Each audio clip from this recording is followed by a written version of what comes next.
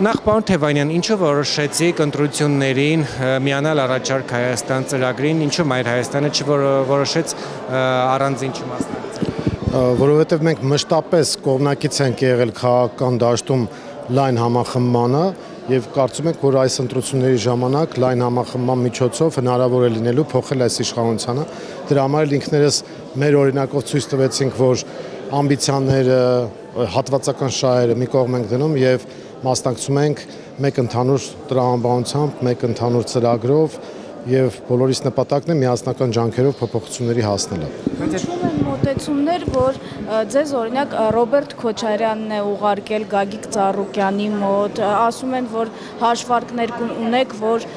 Գյումրու սցենարը կրկնվի։ Մայր Հայաստանը ինքնուրույն եւ ինքնաբավ ուժ է։ 2023 թվականից ես վայր եմ դրել ազգային ժողովի падգամավորի մանդատը, ինչպես գիտեք, Հայաստան դաշինքից էր, եւ Մայր Հայաստանը ինքնաբավ ինքնուրույն ուժ է, հետեւաբար մեզ որևէ մեկը չի կարող որևէ տեղ ուղղորդել։ Այլ հարցը, որ մենք ընդդիմադիր դաշտում կարող ենք համագործակցել միմյանց հետ։ Ինչ վերաբերում է Գյումրու սցենարին, ապա Գյումրու սցենարի տրամաբանությունը հետեւյալն է, եթե որևէ առանձին վերցրած ընդդիմադիր ուժի չի հաջողվում 50 եւ ավելի տոկոս վերցնել, տրամաբանական է դառնում, որ պետք է կոալիցիա ձևավորվի եւ իշխանազրկվի քաղաքացիական պայմանագիրը, բայց խորհրդարանական ընտրությունների տրամաբանության շրջանակներում Գյումրի երկուսը բառացիորեն չի կրկնվի այն առումով, որ եթե Գյումրիում մենք չվերցրեցինք գործադիր աթոռներ, պաշտոններ եւ ուղղակի քվեարկեցինք, որպեսզի ԿՊ-ն իշխանազրկվի, ապա այս դեպքում ես կարծում եմ կոալիցիոն տրամաբանության մեջ ամեն մի ուժ ինչ որ պատասխանատվություն կվերցնի ոլորտային, այդ առումով ինքը կտարբերվի, բայց Գյումրի երկուսը դա նշանակում է միասնական ջանքերով քաղաքացիական պայմանագրին զրկել իշխանությունից եւ ձևավորել նոր իշխանություն։ Կան են ընդ որում բավականին սուր, ասում են ծոծրակները կտեսնեք, Գյումրի երկուս չեք տեսնի։ Շունը հաչում է, քարավանը գնում է։ Բայց նաեւ Գյումրի սցենարը որոշակի առումով իր մեջ նաեւ չի բախեր չի պարունակում։ Ի վերջո տեսան Գյումրի քաղաքապետին կանանավորեց։ Բայց այստեղ էական տարբերություն կա խորհրդարանական ընտրություններով արդեն կենտրոնական իշխանություն է ձևավորվում եւ իշխանական ապօրինությունները արդեն տեղի չեն ունենա այդ դեպքում։ Երևանում էլ, եթե մենք այդ համամասնությունը ունենայինք համապետական մասշտաբում, Երևանի արդյունքները եթե համապետական լինեն, որևէ մեկը չէր ծախվի։ Այսինքն, քանի որ կենտրոնական համապետական իշխանության հարց չի լուծվում,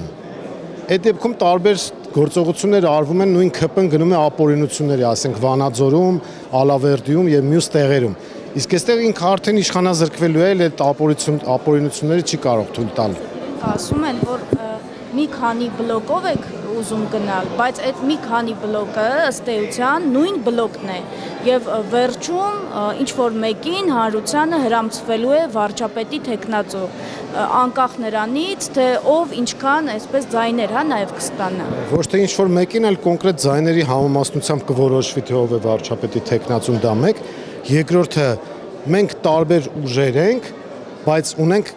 մեկ հարցում ընդհանրություն օրակարգում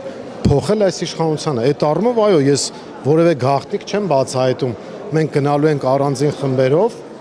բայց միասնական ենք իշխանափոխության հարցում։ Այդտեղ որևէ այդ առումով ունեք մյուսների հետ համաձայնություն, որ օրինակ ենթադրենք նույն Սամվել Կարապետյանի թիմը պատրաստ է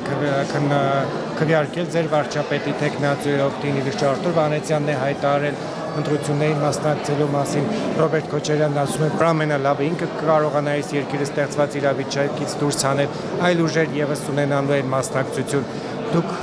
ունեք լիակատար աջակցությունը մյուսների, այսինքն որ այդպես լինի։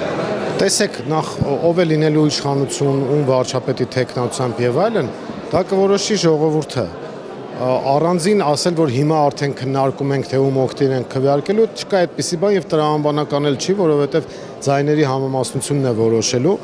բայց առանց այսպես տետ-ա-տետ խոսակցության էլ, չնայած դրանք եկան, բոլորը հրապարակային հայտարարում են, որ իրենք քաղաքացիական պայմանագրի դեմ են։ Այլ բաները նախընտրական դաշինքով են, այլ բաները որ հետընտրական դաշինքով հետ այսինքն հանրային տրամադրությունները ընդհանուր առմամբ շոշափվել են, մարդիկ